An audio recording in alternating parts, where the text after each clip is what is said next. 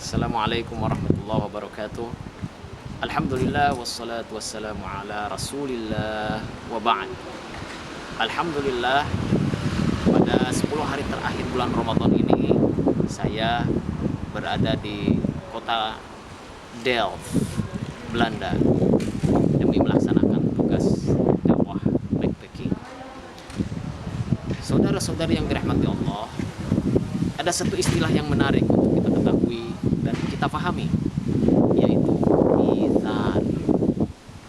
Ithar artinya taqdimul ghairi ala nafsihi, mendahulukan kebutuhan orang lain daripada kebutuhan dirinya.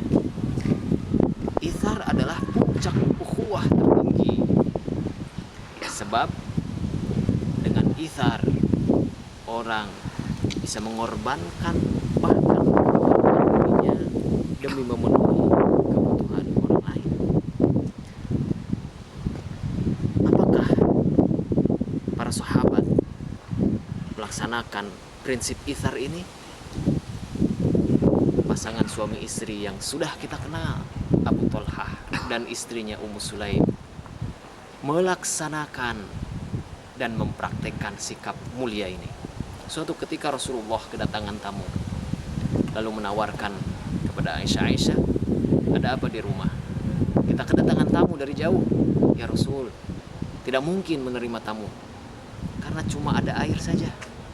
Coba tanya kepada sahabat yang lain. Yang lain pun menjawab sama, kami hanya punya air saja. Akhirnya Rasulullah melelang, siapa di antara kalian yang mau menjamu istidhafah tamu saya? Abu Thalhah dengan semangat mengangkat tangan, saya ya Rasulullah. Padahal dia tidak tahu apakah ada makanan di rumahnya untuk disajikan kepada tamu ini. Abu Thalhah kemudian membawa tamu tersebut ke rumah. Wahai Ummu Sulaim,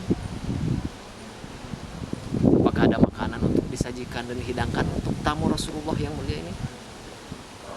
Wahai Abu Thalhah, kita hanya punya makanan untuk makan malam anak kita. Bagaimana? Sulaim, tidurkan saja dulu anak-anak itu, ajak bermain sampai capek, sampai mereka tidur, baru kita jamu tamu kita. Setelah anak-anak tidur, lalu tamu tersebut dibawa ke rumah, dan tiba saatnya pada gelap malam, tamu disediakan hidangan makanan, sementara piring Abu Thalhah dan Ummu Sulaim di depan tanpa ada isinya. Tapi karena gelap malam, tidak tahu, Abu Thalhah dan Ummu Sulaim pura-pura makan menemani tamu tersebut, dan kemudian tamu tersebut bisa tenang karena seolah-olah mereka juga pada ikut makan. Sampai akhirnya kenyang, dan singkat cerita, esok harinya datang kepada Rasulullah. Rasulullah kemudian tersenyum karena diceritakan oleh Abu Thalhah, turunlah ayat 8 surat Al-Hasyr, surat ke-59. Wa yu'thiruna 'ala anfusihim walau kana bihim khasasah. Salah satu sifat mulia yang dimiliki oleh kaum Ansar adalah mereka mendahulukan kebutuhan orang lain daripada kebutuhan dirinya. Allah tersenyum dengar cerita yang dilakukan oleh Abu Thalhah. Abu Thalhah bukan main gembiranya karena dipuji oleh Allah, dicatat oleh Allah sebagai orang-orang yang mulia. Saudara-saudari sekalian dirahmati Allah, fenomena yang terjadi saat ini rupanya jauh berbalik dengan apa yang dilakukan oleh sahabat Rasulullah SAW. Dahulu mereka melaksanakan, mempraktikkan ithar.